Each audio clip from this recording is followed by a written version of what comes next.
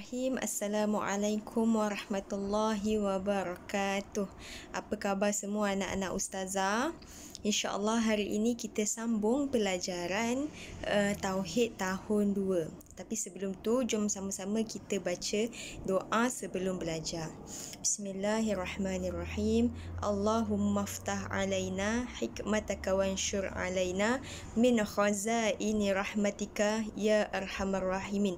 Rabbi syrah li sadri wa yassir li amri wahlul 'uqdatam min lisani yafqahu qawli. 'Allamal insana ma lam ya'lam. Amin. Okey. Anak-anak semua boleh buka buku Tauhid muka surat 34. Okey. Muka surat 34.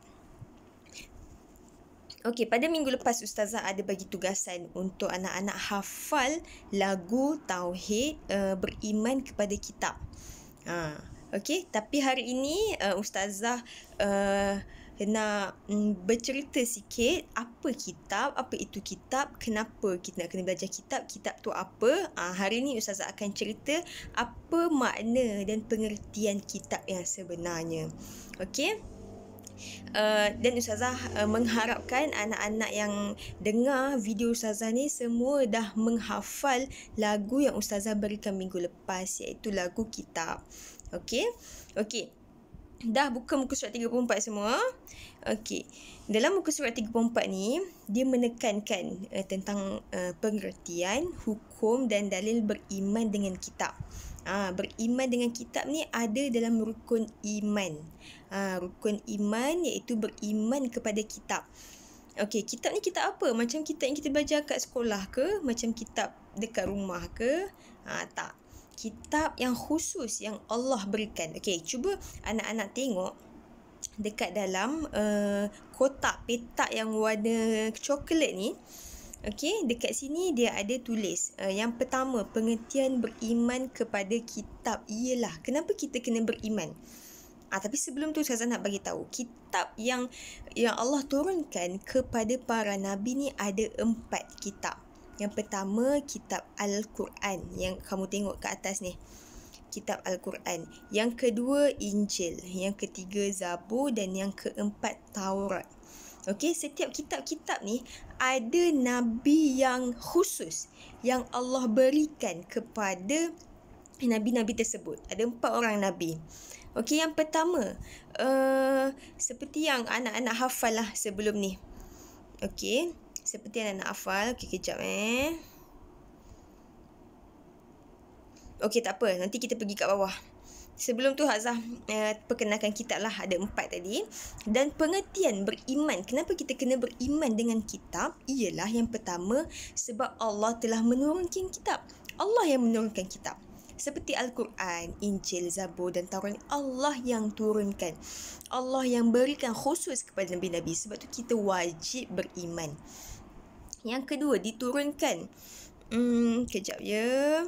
Yang kedua ni, cuba tengok sini. Diturunkan kepada Nabi dan Rasul. Macam saya cakap tadi lah. Kitab ni diturunkan kepada Nabi dan Rasul yang khusus. Dan yang ketiga, menjadi panduan hidup. Macam Al-Quran. Kita sekarang, kitab yang Allah turunkan kepada Nabi Muhammad adalah Al-Quran. Jadi kita wajib beriman dengan Al-Quran. Kita kena percaya apa isi kandungan Al-Quran tu. Supaya ia dapat menjadi panduan hidup kita umat Islam. Okey. Okey, seterusnya. Wajib beriman kepada kitab. Wajib beriman.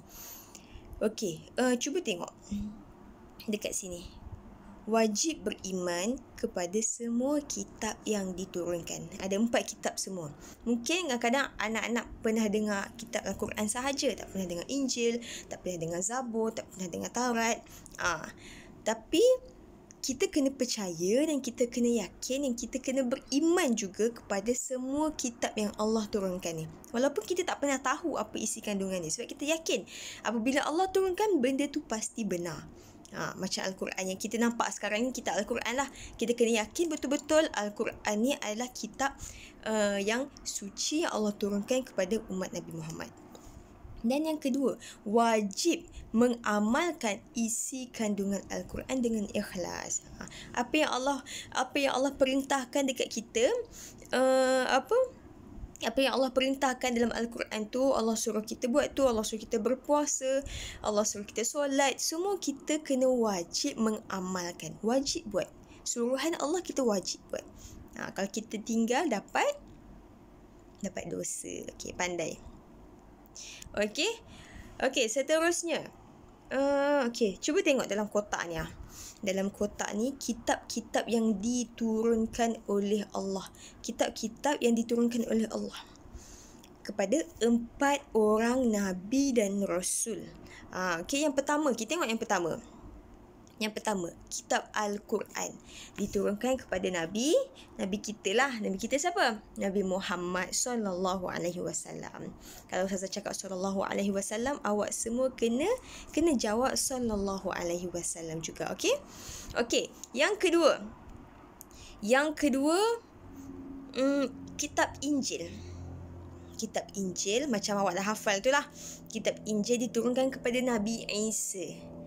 Kitab Zabur Nabi Daud, dan yang terakhir kitab Taurat Nabi Musa. Jadi keempat-empat kitab dan keempat-empat Nabi yang menjaga kitab ni, awak kena hafal Al-Quran Nabi Muhammad, Injil Nabi Isa, kitab Zabur Nabi Daud, dan kitab Taurat Nabi Musa. 4 orang Nabi, Nabi Muhammad, Nabi Isa, Nabi Daud, Nabi Musa.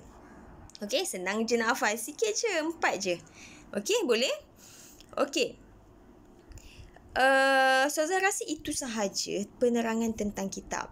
Okey, secara kesimpulannya Ustazah boleh cakap, kitab ni bukan kitab yang biasa-biasa yang kita boleh dengar, yang kita boleh, bukan kitab biasa-biasa yang kita macam boleh pandang sebelah mata je. Kitab yang nak ikut, nak contoh macam apa?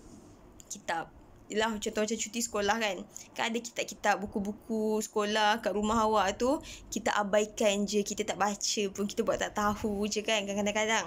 Tapi kitab-kitab yang Allah turunkan kepada Nabi ni, kita jangan abaikan. Kita kena sentiasa baca. Sebab itulah ustazah, awak sekolah agama, tiap-tiap hari kita kena mengaji. Setiap hari kita kena baca Iqra, baca Al-Quran. Sebab apa? Sebab kita nak faham apa isi kandungan kitab tu. Sebab kita nak tahu. Awak baca kitab Al-Quran lah yang ada sekarang ni, di zaman kita ni adalah kitab Al-Quran lah.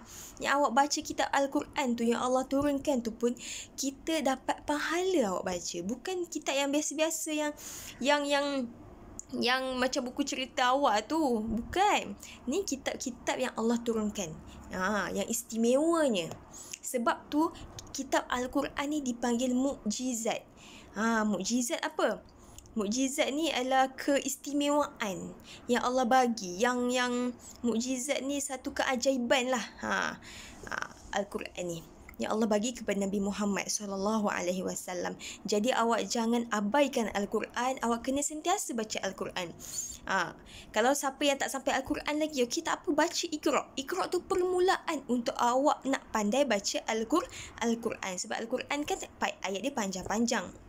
Mungkin kalau awak tak belajar Iqra, macam mana awak nak pandai baca Al-Quran kan? Jadi kalau kita nak Allah sayang kita, kita jangan tinggalkan kitab yang Allah telah turunkan kepada kita, umat Nabi Muhammad.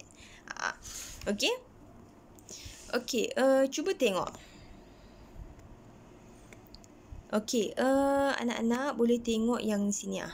Kitab yang diturunkan oleh Allah adalah sebagai panduan hidup. Yang pertama, Al-Quran. Al-Quran diturunkan dalam bahasa Arab. Al-Quran ni diturunkan dalam bahasa Arab. Bukan bahasa Melayu macam kita belajar sekarang ni. Bukan bahasa Inggeris yang macam awak selalu speaking tu. Bukan bahasa Inggeris, bukan bahasa Melayu, bukan bahasa Cina ke apa ke, bukan. Tapi Allah turunkan Al-Quran ni dalam bahasa Arab. Sebab tu kita kena berusaha untuk belajar bahasa Arab. Kita kena berusaha belajar macam mana nak baca Al-Quran. Awak jangan rasa malas sebab setiap setiap huruf yang awak baca tu semua ada pahalanya. Semua ada pahala. Setiap huruf tu ada pahala-pahala dia. Jadi awak baca Quran ni bukan awak belajar, bukan awak baca sia-sia. Allah bagi ganjaran pahala. Kalau banyak awak kumpul pahala, apa ganjaran dia? Banyak kita kumpul pahala, ganjarannya kita akan dapat masuk syurga. Semua orang nak masuk syurga. Jadi itulah sebab itulah kita jangan tinggal kitab yang Allah telah turunkan kepada kita, iaitu kitab Al-Quran. Okey? Dan tahukah anda yang kedua, Injil diturunkan dalam bahasa Suryani. Injil diturunkan dalam bahasa Suryani. Tu bahasa itulah, bahasa tu sendiri. Wallahu alam. Okey, bahasa tu macam mana wallahu alam, tapi yang kita kena yang kitab yang ada sekarang dengan kita adalah kitab Al-Quran. Jadi kita tahu kitab Al-Quran dalam bahasa Arab. Okey. Okey, Ustazah rasa itu sahaja nota perbincangan kita pada hari ini tentang kitab. Okey, secara kesimpulannya sebelum Ustazah akhiri, jangan lupa kita kena sama-sama banyakkan mengaji, banyakkan baca Al-Quran, kerana di akhirat nanti Al-Quran yang kita baca itulah. Tahu ke akhirat nanti waktu yang dah waktu yang apa orang kata pengakhiran hidup dunia ni, iaitu di akhirat, tempat yang kita nak menghitung banyaknya amal baik ataupun banyaknya amal buruk kita adalah di akhirat nanti. Jadi kalau kita dah akhirat nanti, kita nak pembantu, nak ada pembantu yang bantu kita masuk ke syurga, macam mana? Kita kena banyak bacakan Al-Quran. Banyak baca Al-Quran. InsyaAllah Al-Quran ni akan jadi penolong, penyelamat kita di akhirat nanti. Okey? Ustazah rasa itu sahaja untuk hari ini. InsyaAllah Hazah akan bagi tugasan kerja dalam buku aktiviti. Nanti anak-anak kena bersiap sedia. Sebelum buat buku aktiviti tu, kena dengar penjelasan Ustazah dekat video ni. Kena dengar dulu. Awak tak boleh terus buat buku aktiviti. Okey?